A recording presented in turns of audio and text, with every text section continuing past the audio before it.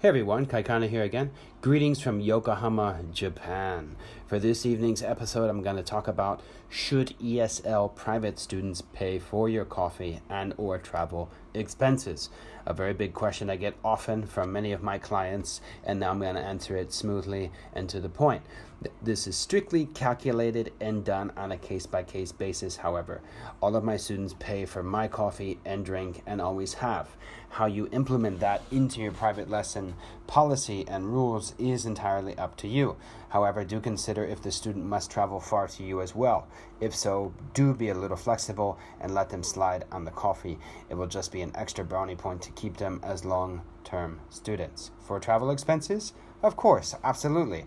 You are going to them, that takes time, energy, and money. Enough said.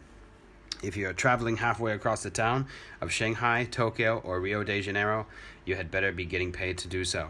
Incorporate the travel fee into your total lesson package cost or hourly rate if there is a bit of traveling involved, okay?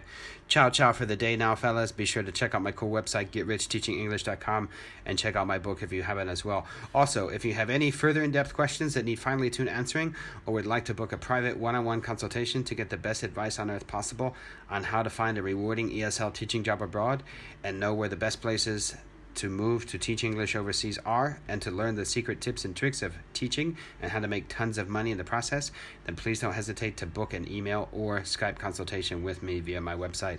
I do also provide resume revamp, edit, and reference services as well that will definitely help you out on your journey of getting rich teaching English abroad. You have an awesome day. I'm here for you, and hopefully you can make as much money as me someday doing a job that you love. Till next time, peace out, keep it real, and stay focused.